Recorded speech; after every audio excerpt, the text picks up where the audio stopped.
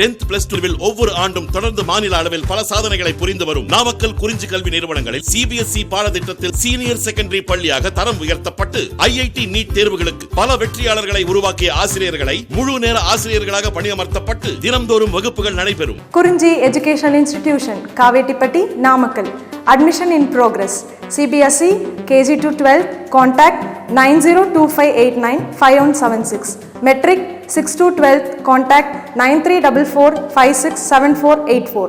For online admission, log on to www.kurinjischoolnkl.in.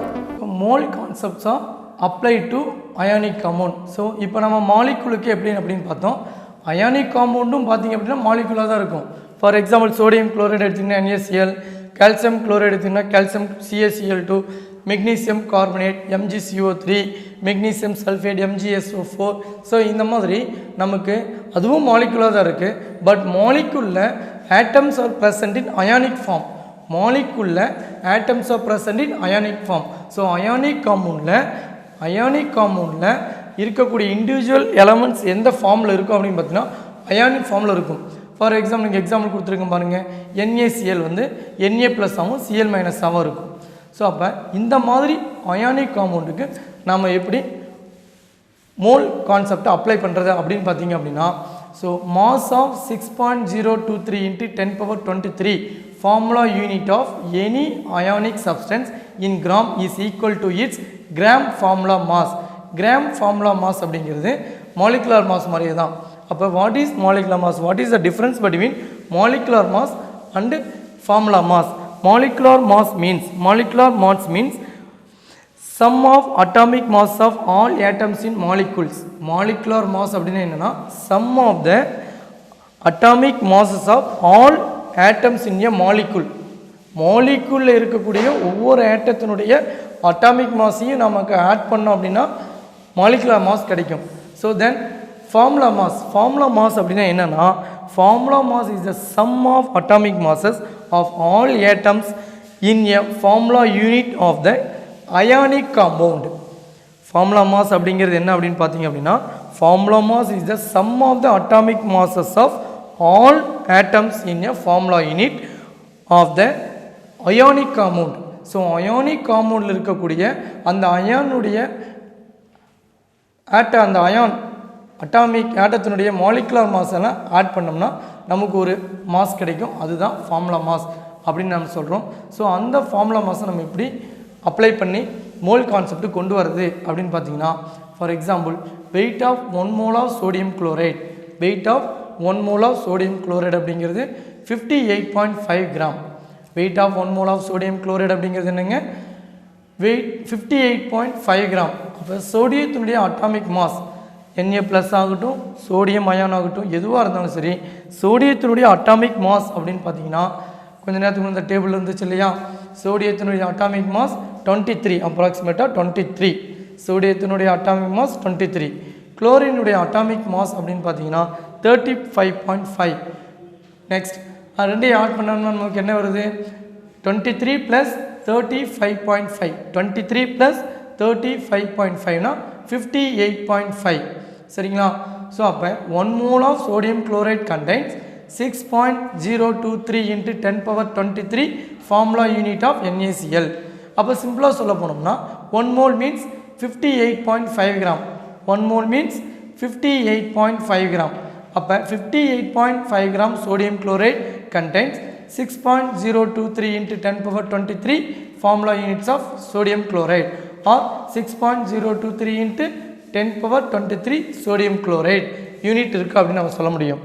இப்போ sodium குளோரைடில் sodium ion இருக்குது, chloride ion இருக்குது. ஸோ இது எப்படி அயானுக்கு நம்ம அப்ளை பண்ணுறது அப்படின்னு பார்த்தீங்க அப்படின்னா, சோடியம் குளோரைடை டிசோசியேட் பண்ணோம்னா Na+ அண்டு Cl- கிடைக்குது. ஃபார் அயானுக்கு 1 mole ஆஃப் சோடியம் குளோரைட், அப்படின்னா 6.023 × 10⁻23 Na+ ions and 6.023 × 10⁻23 Cl- ions. அப்போ 1 mole ஆஃப் சோடியம் குளோரைடு அப்படிங்கிறத பார்த்தீங்க அப்படின்னு சொன்னால் சோடியம் அயான்ஸ் இருக்குது, குளோரைடு அயான்ஸ் இருக்குது. சோடியம் அயான்ஸ் எவ்வளோ பார்ட்டிகல்ஸ் இருக்குது அப்படின்னு பார்த்தீங்கன்னா 6.023 × 10^23 sodium plus ions. 6.023 × 10^23 Cl minus ions. அப்போ இது என்னங்க சார் 1 அப்படின்னு பார்த்தீங்க அப்படின்னா 1 Na plus ion 1 Cl minus ion. So அதெல்லாம் மல்டிப்ளை பண்ணியிருக்கோம். இது ஃபர்தராக உங்களுக்கு அண்டர்ஸ்டாண்ட் ஆகிறதுக்காக one more example. 1 mole of calcium chloride mass எவ்வளோன்னு பார்த்தீங்கன்னா 111 கிராம் 111 கிராம். அப்போ 1 mole ஆஃப் கால்சியம் குளோரைட் அப்படிங்கிறது 111 கிராம். அப்போ 111 gram are 1 mole of calcium குளோரைடில் 1 × 6.023 × 10^23 கால்சியம் அயான்ஸ் இருக்கும். Calcium 2+ ions and 2 × 6.023 × 10^23 chloride ions இருக்கும். அப்போ கால்சியம் அயான்ஸ் 1 தான் இருக்குது, குளோரைடு அயான் 2 இருக்குது. அப்போ நம்பர் ஆஃப் அயான்ஸால் நம்ம மல்டிப்ளை பண்ணியிருக்கோம். நம்பர் ஆஃப் அயான்ஸ்னால் மல்டிப்ளை பண்ணியிருக்கோம். பாருங்கள், கால்சியம் ஒரே ஒரு அயான் தான் இருக்குது. குளோரைட் பார்த்தீங்கன்னா Cl2, ஸோ 2 அயான்ஸ் இருக்குது. அப்போ 1 × 6.023 × 10^23 calcium 2+ ions and 2 × 6.023 × 10^23 chloride ions. So இந்த மாதிரி நம்ம என்ன பண்ணுறோம் அப்படின்னா அயானிக் காம்பவுண்டுக்கு இண்டிவிஜுவல் அயானுக்கு நம்ம மோல் கான்செப்டை அப்ளை பண்ணலாம். ஸோ கொஸ்டின்ஸ் ஏதாவது அரைஸ் பண்ணுறாங்க அப்படின்னு சொன்னால் நீங்கள் தாராளமாக இப்போ for example magnesium aluminium chloride எடுத்துக்கலாம். அலுமினியம் குளோரைடு அப்படின்னா 1 அலுமினியம் அயான்ஸ் இருக்குது. குளோரைடு வந்து பார்த்திங்கன்னா 3 அலுமினியம்ஸுடைய மாலிகுலர் ஃபார்முலா, அலுமினியம் குளோரைடினுடைய மாலிகுலர் ஃபார்முலா AlCl3. அலுமினியம் குளோரைடினுடைய மாலிகுலர் ஃபார்முலா AlCl3. அப்போ Al 1 அயான், Cl 3 அயான்ஸ் இருக்குது. அப்போ அதுக்கு எப்படி சொல்லுவீங்க? அலுமினியம் குளோரைடு அப்படிங்கிறது அதனுடைய 1 mole அலுமினியம் குளோரைடில் 1 × 6.023 × 10^23 aluminium 3+ ions, aluminium 3+ ions and 3 × 6.023 × 10^23 chloride ions. அப்போ நம்பர் ஆஃப் அயான்ஸால் மல்டிப்ளை பண்ணணும். அவகட்ரோ நம்பர்ஸை நம்பர் ஆஃப் அயான்ஸால் என்ன பண்ணலாம்? மல்டிப்ளை பண்ணலாம். ஸோ இதுதான் வந்து பார்த்திங்கன்னா அயானிக் காம்பவுண்டுக்கு மோல் கான்செப்ட் எப்படி அப்ளை பண்ணுறது அப்படிங்கிறது. ஸோ நெக்ஸ்ட் வந்து பார்த்திங்க அப்படின்னா இந்த மோல் கான்செப்ட்லேருந்து ஒரு ஸ்டெப்ஸ் மேலே போய் மோலார் மாஸ், ஏன்னா மாலிகுலர் மாஸ் அப்படிங்கிறத அப்ளை பண்ணாமல் நம்ம மேக்ஸிமம் மோலார் மாஸ் தான் அப்ளை பண்ண போகிறோம். ஸோ அப்போ மோலார் மாஸ் எப்படி கால்குலேட் பண்ணுறது அப்படின்னா பெருசாக ஒரு வித்தியாசமும் கிடையாது. ஸோ மோலார் மாஸ் அப்படிங்கிறது என்ன அப்படிங்கிறத பார்த்தீங்கன்னா molar mass is defined as the mass of a 1 mole of a substance. So 1 mole means the molar mass of a compound is equal to sum of the relative atomic mass of its constituent atoms expressed in gram per mole. Gram per mole or gram mole inverse. Gram per mole or gram mole inverse. என்னன்னு சொல்கிறோம்பா? The molar mass of a compound is equal to sum of the relative atomic mass of its constituent atoms expressed in gram mole inverse. அப்போ for example relative atomic mass of 1 hydrogen அப்படின்னு வச்சுக்கலாமா? Relative atomic mass 1 hydrogen equal to 1.008 U. இது வந்து unified atomic mass யூனிட்டில் நம்ம சொல்லக்கூடிய value. அதுவே molar மாஸுக்கு எப்படி நம்ம கால்குலேட் பண்ணுறோன்னா molar mass of a hydrogen atom equal to 1.008 gram mole inverse. Gram mole inverse அதாவது U unified atomic mass unit சொன்னோம்னா U relative atomic mass unit U. அதுவே மோலார் மாஸாக சொல்லும்போது 1.008 கிராம் மோல் இன்வர்ஸ். நம்ம கொஞ்ச நேரத்துக்கு முன்னே பார்த்தீங்கன்னா மாலிகுலர் மாஸ் வந்து பார்த்திங்கன்னா U அப்படின்னு நம்ம சொன்னோம் இல்லையா? இப்போ மாலிகுலர் மாஸில் சொல்லணும் அப்படின்னா ஆக்சிஜன் மாலிகுல் O2ன்னு எடுத்திங்கன்னா ஒரு ஆக்சிஜனுக்கு வந்து பார்த்திங்க அப்படின்னா 16 atomic mass, relative atomic mass வந்து பார்த்திங்கன்னா 1 ஆக்சிஜன் இஸ் 16 கிராம். அப்போ மாலிகுல் அப்படின்னா O2, அப்போ 2 ஆக்சிஜன் இருக்குது. அப்போ 2 × 16 32. அப்போ 32 Uன்னு நம்ம போடுவோம் molecular மாஸில்.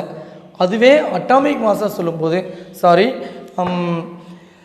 Molar mass molecular mass gram molecular மாஸாக சொல்லும்போது 32 கிராம் அப்படின்னு நம்ம சொல்லணும். சரிங்களா? ரிலேட்டிவ் அட்டாமிக் மாஸில் சொல்லணும் அப்படின்னா மாலிகுலர் மாஸை சொல்லணும் அப்படின்னா அதை யூஸ் பண்ணி மாலிகுலர் மாஸ் அப்படிங்கிறது 32 U. அதுவே கிராம் மாலிகுலர் மாஸ் அப்படின்னா 32 கிராம் சொன்னோம் இல்லையா. அதே போல் மோலார் மாஸ் அப்படிங்கிறது 1.008 U அப்படின்னா molar mass of hydrogen atom 1.008 gram mole inverse. So U is replaced by gram mole inverse, that is called molar mass. U is replaced by gram mole inverse, that is called molar mass. Then next, this mole concept applied to molar volume. So volume க்கு எப்படி apply பண்ணலாம், அந்த mole concept volume க்கு எப்படி apply பண்ண முடியும், mole concept நம்ம volume க்கு அப்ளை பண்ணுறோம். ஸோ அப்போ அப்ளை பண்ணணும் அப்படின்னா என்ன சார் அப்படின்னா, mole is also related to the volume of the gaseous substance. இப்போ வால்யூம் அப்படின்னு எடுத்துனாவே நம்ம எதுக்கு தான் சொல்ல முடியும், கேசியஸ் சப்ஸ்டன்ஸ் தான் சொல்ல முடியும். ஒரு கேஸை போய் கிலோகிராம் அந்த மாதிரிலாம் நம்ம சொல்ல முடியாது இல்லையா. எல்பிஜிலலாம் நம்ம வந்து பார்த்திங்க அப்படின்னா கிலோகிராம் தான் யூஸ் பண்ணுறோம் எல்பிஜிலலாம். பட் அதை ஃபஸ்ட்டு எதில் தான் நம்ம சொல்லுறோம் அப்படின்னா வால்யூமில் தான் சொல்கிறோம். அப்போ மோல் கான்செப்டை எப்படி வால்யூமுக்கு அப்ளை பண்ணுறது அப்படின்னு பார்த்தீங்கன்னா, volume of 1 mole of any substance is call its molar volume. Volume of any substance, volume of 1 mole of any substance is called its molar volume. அப்போ மோலார் வால்யூம் அப்படிங்கிறது நம்ம சாலிடுக்கு அப்ளை பண்ணலாம், லிக்விடுக்கு, இதுக்கெல்லாம் ஈஸியாக அப்ளை பண்ண முடியும். எப்போ அப்ளை பண்ண முடியும் அப்படின்னா மோலார் மாஸ் தெரிஞ்சால் மட்டும்தான் அப்ளை பண்ண முடியும். The molar volume of solid and liquid can be easily calculated if we know the molar mass and density.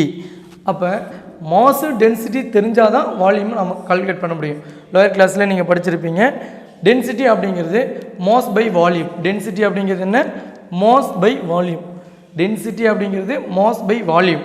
அப்போ மோலார் மாஸ் வேணும் அப்படின்னா நமக்கு டென்சிட்டியும் வால்யூம் தெரியணுமா, அப்போ வால்யூம் நமக்கு தெரியணும் அப்படின்னா மாசு டென்சிட்டி தெரிஞ்சிருக்கணும். அப்போ density means D simple equal to mass M divided by volume V. அப்போ D equal to M by V, D equal to M by V. அப்போ நமக்கு வால்யூம் தெரியணும் அப்படின்னா D டென்சிட்டி தெரிஞ்சிருக்கணும், எம் மாஸ் தெரிஞ்சிருக்கணும். மாஸுங்கிறது மோலார் மாஸ். ஸோ அப்போ இந்த மாதிரி நம்ம மோலார் வால்யூமை கால்குலேட் பண்ணுறோம். ஸோ இந்த வால்யூமை கால்குலேட் பண்ண பிறகு அதை எப்படி மோலார் வால்யூம் அப்படின்னு சொல்கிறோம் அப்படின்னா, molar volume means volume occupied by 1 mole of any substance in the gaseous state of a given temperature and pressure is called molar volume. So என்ன மீனிங் அப்படின்னு பார்த்தீங்க அப்படின்னா, ஒரு mole cases substance, 1 mole cases substance எவ்வளவு வால்யூமாக occupy பண்ணுது அப்படிங்கிறது தான் molar volume. 1 mole cases substance எவ்வளவு வால்யூமாக ஆக்குபை பண்ணுது அப்படிங்கிறது தான் மோலார் வால்யூம். அப்போ அதுக்குன்னு ஏதாவது கண்டிஷன்ஸ் இருக்கா அப்படின்னு பார்த்தீங்கன்னா, டெம்பரேச்சர் அண்ட் ப்ரெஷர் அப்படிங்கிற கண்டிஷன் இருக்குது. டெம்பரேச்சர் அண்ட் ப்ரெஷர் இப்போ பார்த்திங்கன்னா ரூம் டெம்பரேச்சர் இருக்குது, ஸ்டாண்டர்ட் டெம்பரேச்சர் இருக்குது, நார்மல் டெம்பரேச்சர் இருக்குது. ஸோ இந்த மாதிரி டெம்பரேச்சர் அப்படிங்கிறது வெரைட்டியஸ் நம்ம சொல்கிறோம். அப்போ டெம்பரேச்சர், ப்ரெஷர், ஸ்டாண்டர்ட் ப்ரெஷர், இப்போ எஸ்ஐ யூனிட் அப்படின்னு யூனிட்ஸ் எல்லாம் படிச்சிருப்பீங்க, சிஜிஎஸ், எம்ஜிஎஸ், எஸ்ஐ யூனிட், இந்த மாதிரிலாம் நீங்கள் படிச்சுட்டு வந்திருப்பீங்க. ஸோ அந்த மாதிரி நம்ம கால்குலேட் பண்ணும்போது பர்டிகுலர் கொடுக்கப்பட்ட டெம்பரேச்சர் அண்ட் ப்ரெஷரில், கிவன் டெம்பரேச்சர் அண்ட் ப்ரெஷரில் மோலார் வால்யூமை எப்படி கால்குலேட் பண்ணுறது அப்படின்னு பார்த்தீங்க அப்படின்னா, கண்டிஷன்ஸ் பாருங்கள். 273 kelvin, 273 kelvin and 1 bar standard temperature pressure. SDP means standard temperature and pressure. Standard temperature அப்படின்னு சொன்னீங்கன்னா 0 டிகிரி செல்சியஸ். ஸ்டாண்டர்ட் டெம்பரேச்சர் அப்படின்னு சொன்னீங்கன்னா 0 டிகிரி செல்சியஸ். அப்போ 0 டிகிரி செல்சியஸ் அப்படிங்கிறது நம்ம கெல்வினுக்கு கால்குலேட் பண்ணியிருக்கோம். 0 டிகிரியிலேருந்து கெல்வினுக்கு கன்வெர்ட் பண்ணணும் அப்படின்னா ப்ளஸ் 273. 0 டிகிரி செல்சியஸ்லேருந்து கெல்வினுக்கு கன்வெர்ட் பண்ணணும் அப்படின்னா 273 ஆட் பண்ணணும். அப்போ 0 + 273 gives 273 கெல்வின் அண்ட் 1 bar. ப்ரெஷரை வந்து நம்ம bar, torr, atmosphere, ATM, mm of HG, mercuric millimetre. So இந்த மாதிரி நிறைய யூனிட்ஸில் நம்ம ப்ரெஷர் அப்ளை பண்ணுறோம். ஸோ இங்கே one of the unit bar. அப்போ 273 கெல்வின் அண்ட் 1 bar ப்ரெஷரில் எவ்வளோ வால்யூமை 1 mole கேஸ் ஆக்குபை பண்ணும் அப்படின்னு பார்த்தீங்க அப்படின்னா 22.71 லிட்டர். இங்கே மென்ஷன் பண்ணியிருக்கிறது எதில் தம்பி, லிட்டர், ஓகேங்களா. அப்போ 22.71 லிட்டர். அப்போ 1 mole gas occupied 22.71 liter at 273 Kelvin and 1 bar pressure.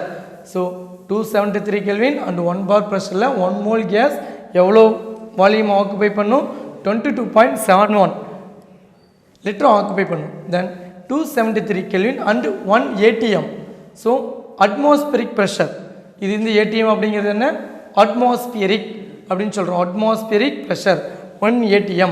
அப்போ 273 Kelvin அண்ட் 1 ATM ப்ரெஷரில் 1 மோல் கேஸ் ஆக்குபை பண்ணக்கூடிய வால்யூம் எவ்வளோன்னு பார்த்தீங்கன்னா 22.4